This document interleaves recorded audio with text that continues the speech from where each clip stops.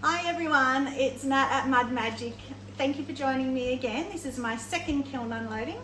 So today I wanted to give you a shout out to Scented Ceramics, Guy and Jen. Hi guys. They have the most beautiful space over at Umina Beach. If you're up on the coast or if you're visiting, go over there, grab a coffee. Mish will make you a beautiful coffee and sit in their beautiful space. Even if you don't want to do pottery, support local. They're the loveliest people ever.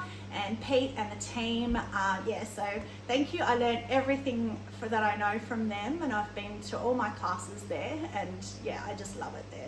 It's my place. So we'll get on to this, doing the kiln opening, number 2. So I have had a little look at the top shelf, but only at the top shelf. So first of all, I've got quite a few testers on the top shelf. I'm not sure about further down. I can't remember. But this one here, everybody has problems with all of the weird sort of metallic-y glazes that Amaco brought out. So I thought I had this weird thing. This was meant to be a wine goblet, and when I trimmed it, it fell off. So I thought I'll just keep the base. So here we've got, try and get quite close because it's hard to see these, but flambe, you did get some of the pink on it, and pinky purple, so that was good. And then June bug, you have the green and the metallic coming through. Blue spark, I'm hoping you can see the little blue metallic in there. That's not pinholing, that's the actual blue metal bits. So I'm really happy with that. That's really good.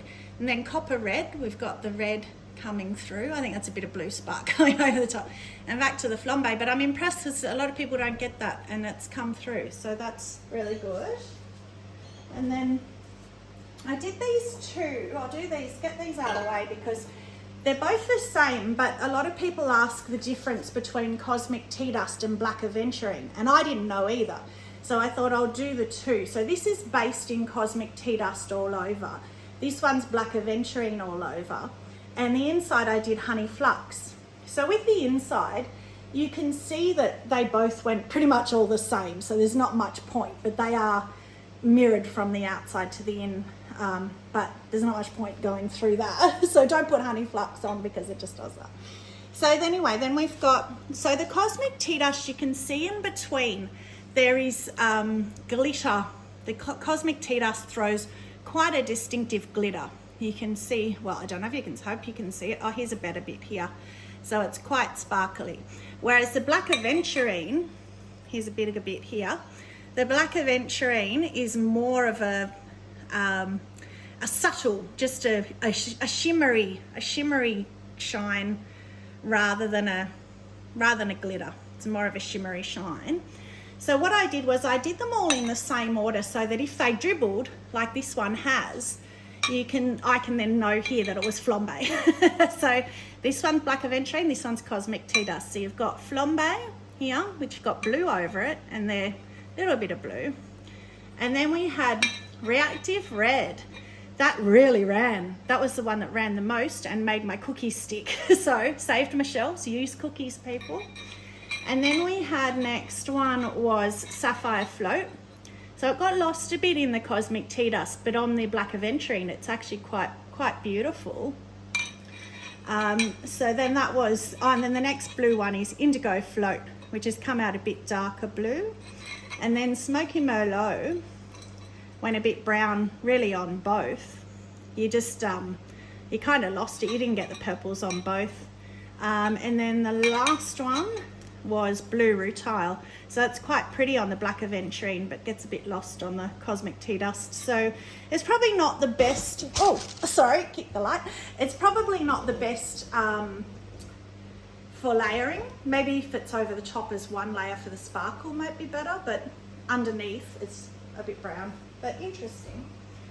So yes, best thing out of that is use cookies. So then I did another tester here because again, a lot of people ask about Celadons on brown clay, and I'm a huge one against Celadons on brown clay. So I thought I'd do it anyway. So I always put a white underglaze first, which I didn't do because I wanted to see what would happen.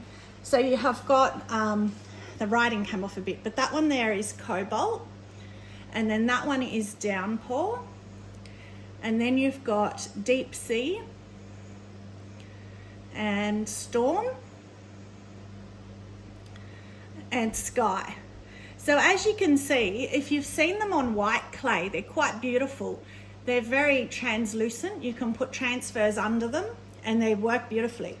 But on the brown clay, I just don't like them. They muddy, and I'm not a fan. I mean, the darker ones are not too bad, but I'm not a fan. Obsidian, which is black, and snow, which is white, they're the only two opaque Celadons. So you can put them on brown clay and they'll work fine. But the rest of them, not really. So I had fun yesterday. I decided to take a cardboard box outside and splatter Underglaze bright colours on these two pots. And a wasp decided that it wanted to dive bomb me. And I couldn't work out why. And then behind the box I'd put down, he dragged out a dead huntsman spider, which if you're in America, I guess is like a tarantula. Not quite as big, I don't know. It was dead, and that was his Christmas dinner that I had put my box on. So he was trying to dive bomb and get rid of me. So the end result, anyway, of these splashes is these just bright coloured. So that's on the black clay, just the real bright underglazes. I think they like the violet, the bright yellow. I just grabbed whatever bright ones, because you find with underglazes, the best ones that work are the primary colours and the darker ones. So the violet stayed quite well. Sometimes that burns off, but I think because I did quite thick blobs of it, it's actually stayed quite well. But that's pretty. It's a nice thought and thing to do. And then I also did it on the brown clay. So that's exactly the same colours. So I had them next to each other and just blobbed away for both. And it's interesting to see the difference between over the black and over the brown. So you can comment and tell me. I like the black. I prefer the black. Trace has given me a thumbs up. She prefers the black. But, you know, everyone I still like the brown one as well. Well, we should do a white one. I should have done 3 and had a look. But anyway, it's interesting. Now this one I picked up and put back down because I can't remember what the glazes are. So I'm going to have to refer to my trusty book. I know that's Power Turquoise on the top. So the, where is it? Small card bowl with a rim. So it's Power Turquoise, I was right, with raspberry mist on the bottom. So raspberry mist, I used lavender mist last video with the Power Turquoise. And now we've got the raspberry mist, which is a lot pinker and a lot prettier. And the Power Turquoise is a favourite of mine. I don't know alone if it's a great glaze, but yeah, I still love it. It's nice layering it. And pink and turquoise, that's actually Janet Scented Ceramics. That's one of her combos that she did, and I fell in love with it, seeing one of her, I think it was a mug. Or a little cup. Anyway, so I wanted to do the same colours. So thanks, Jen, I stole your colours. This one, I know it's Toasted Sage, which I haven't used before, but it is over Toasted Sage over Textured Turquoise. So, or maybe it's Textured Turquoise on top, I think it is. So Toasted Sage with Textured Turquoise on top. It's unusual. It's sort of given the oil spot effect, strangely enough, which I haven't seen that before without, find it pulled away a bit here, but pulled a bit of blue here. It's very unusual. So yeah, I love trying different glaze. I'm so early on, so early on in this journey that I just love finding out what they do and deciding if I like them or not. So that's shelf 1.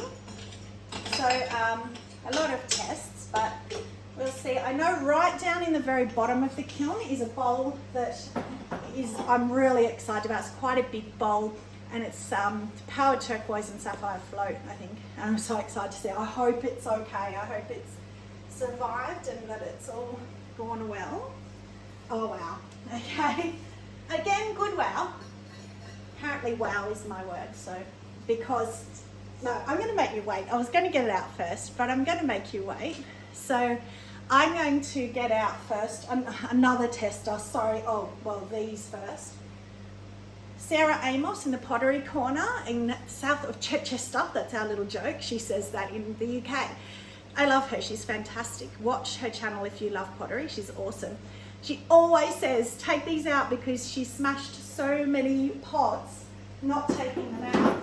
And then you knock them over and you send everything flying. So, oh wow. So that one is the good old iron luster with oatmeal. So that's always a favourite with me. It hasn't, I think I didn't put enough oatmeal. It hasn't done exactly what it usually does, but you can see you can still see the blues and purples, and I still love it. And it's actually gone quite purple down the bottom here, which is interesting. And oh, because that's right, sorry, I know why, because it's got mulberry celadon at the bottom. That would be why. So it is still iron luster and oatmeal, and I put mulberry here and mulberry inside, because last time I did this combo I did lavender, and I must admit I prefer lavender, and I gave that to my niece Taylor for Christmas, but I thought I'd try it with the mulberry, and I still prefer the lavender. So, but you know, I do like that. It's still really pretty. And that was, I used a trimming tool instead of using the cheese grater I've used before. I used a trimming tool while it was fully wet. I'd just thrown it and just dragged the tool down or up and trimmed out the gouges, which gives a good reaction with the glazes. So then we have this one. Oh, that's my swirl one. So this one, that's a mixture. I pre-mixed it beforehand of snapdragon and snow in a bowl. So it's not layered on here, it's actually mixed to get a pink. So I wanted to see what pink it gave, because if you watched my last video, I have a lot of trouble keeping pinks. And I got told by Guy and a few other people that if you use a red glaze and mix white in, apparently the red for some reason is a lot more stable. So I thought, give it a go, and thank you Guy, I have pink. Well, a version of pink. And then inside I swirled the same, this one, and mulberry and lavender, I think. Anyway, that's very pretty. It's even given a bit of a bluey green here, which is interesting. I don't think I did. Let me just check my swirled bowl. It is, yeah, no, oh, fog, sorry, fog. So it's the same pink on the outside, and then it's lavender and fog. So the purples are lavender, and then the fog. It's interesting because when I was doing that, I said to Trace, the fog may come out a bit green because it's meant to be grey. And I even commented, and it has. It's thrown a bit greeny. I love it. I really love that. That's very pretty. Very much, very like that. And then another tester. I'm on a turquoise thing at the moment. I'm really loving turquoise. So this is just power turquoise around here. It's just all the same. And then we've got all the different turquoises that I have, that I own. So starting at the underglazes, so you've got, this is turquoise blue. This one's turquoise blue. This one is blue green, which is quite matte actually, interestingly enough. This is Underglaze turquoise, which is shinier. And this one is textured turquoise. That's textured turquoise. And then that is, that's High Fire turquoise from the High Fire range. That's, I can't even read my writing. Turquoise, something turquoise. I can't read my writing, that's terrible. Turquoise something. And that's textured turquoise. So that must have been the other, what's the other turquoise called? Well, anyway, there's the two turquoises in the Amaco range. That one's definitely textured turquoise. And then, frosted. So that must be frosted turquoise. And then back to the underglazes. And then in the inside, I put, again, honey flux over everything to see how it would move and to see how, so these are your underglazes over here, and it has still had a reaction. I thought they might be too stable, but to see how they would pull and flow. A lot of them have gone quite snowy and speckly, which if you like that, I quite like it on this one, which was the I don't know one. So I will find that out for you. It's the Clayworks turquoise gloss. That's right, because I wrote the brand down, because it's a different brand. It's called Clayworks turquoise gloss. So that's pretty. But probably my personal favorite would be this one, which is the textured turquoise with honey flux on top, and that's pulled beautifully. You don't have the snowy kind of effect. That's about the only one that didn't get that. So I really like that. Now, the one that I said I was going to make you wait till the end, I've only seen the top, but I love the top. So this is, wow, snow and palladium. So again, I saw this, it might have even been Sarah Amos, I can't remember, I definitely saw it on YouTube somewhere. So she did the snow, and then all I did was paint it. I didn't even blob it. I painted, and I knew it was a runner, so I didn't want it to run too much, but when I did it, I liked it just on the rim anyway, so I decided just to stop there.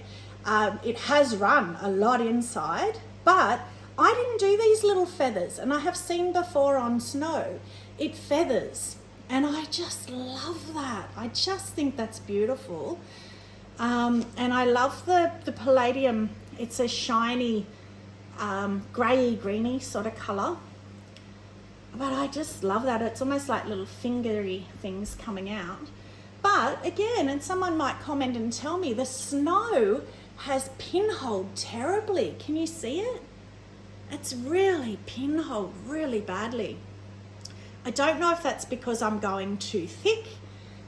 In the bottom it has, or all in here, not as badly as outside. But again, I am only learning, so I would love to know why. I'm sure there's an easy explanation, and I've done a transfer just in the bottom there, just because why not? But I really love that. That's come out just how I had thought that it would. So that's that shelf done.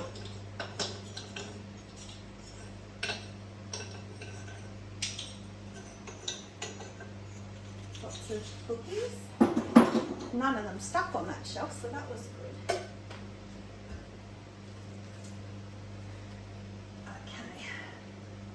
Okay. Now we have got another tester. So again, this was me and pinks. And again, it is honestly something somebody asks about a lot. So I thought, I have this bowl that again I picked up at Greenware on the rim, as we all know not to do, and cracked it. And so I thought, well, I'll just make a tester out of it. And because it was so big, I thought, well, I'll test pretty much all the pinks that I own. I thought, you know, why not? Just to see what held and what stayed. And actually, none of them have burnt off, surprisingly enough, in the middle of the kiln. So we have got, so that's the same, the pink gloss from Clayworks. Raspberry Mist from Mayco, that's pretty, I like that one. Pink Opal, I think that's Mayco as well. Reactive Red, which is Spectrum. So that is a red glaze, but it always has hot pink, it comes out hot pink. So if you buy it as a red, it's not. I haven't put anything on that, that's just how it is. This is one of the Jungle Gems. I had in the last video different ones, but that's the Pink Pixie. So I think that over a turquoise would be really pretty. Weeping Plum Celadon. You can see how I don't know if you can see you can see the speckles through it because the Celadons are translucent. So the other glazes, so for example, if we go back here to the Reactive Red, you can't see anything. There's no dots because it's opaque. And then we got up to, that's the Storm and Snow that I had on that last bowl on the outside.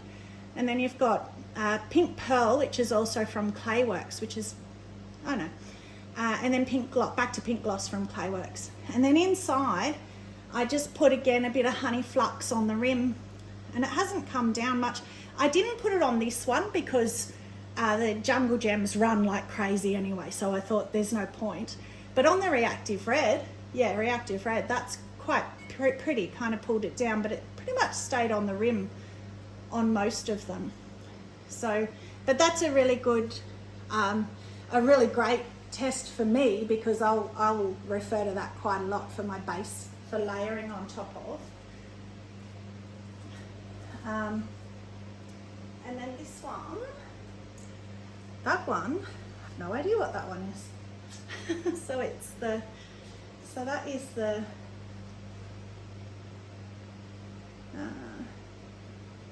Carbol. So that's, oh, that, okay, Smoky Merlot and oatmeal. So that's interesting because I've never been able to get a purple from Smoky Merlot before, but that's come nice and purple this time, a Maroni purple, and that's just oatmeal. So it's, oatmeal is cream glaze, but it's broken blue, which is, I really like that. I think that's really pretty. I would use that again.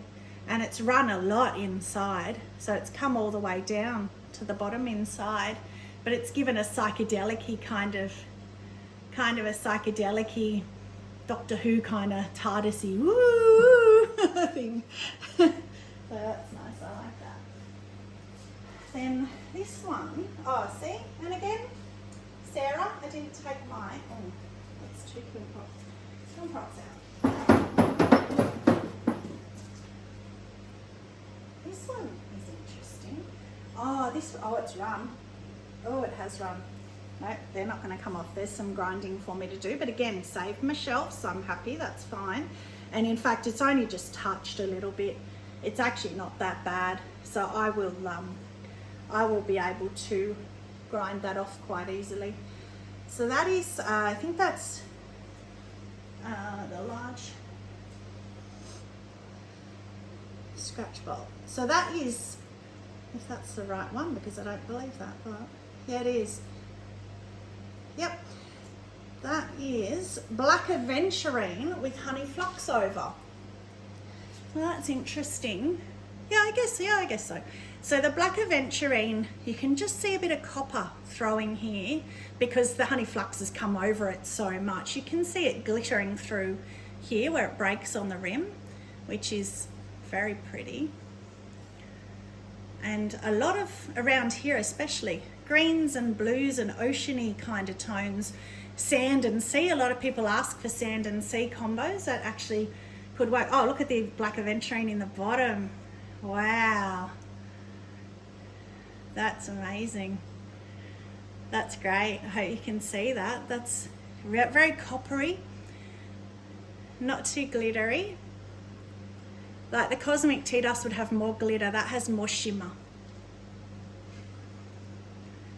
So yeah, and it's a lot greener inside. There is still the blue here, down here, but it's a lot greener inside than, well, I guess it's, anyway, that's interesting. I like that. That's pretty. And that's that shelf done. So now I'm nervously excited to take this last shelf out because this is the bowl I really want to see. And you know, they always say don't fall in love with something until you're holding it, until it's done, but it's hard not to. Oh, and I nearly pushed a prop over on it then. That would have been a disaster. Oh, looks good from the top, but I'm going to make you wait.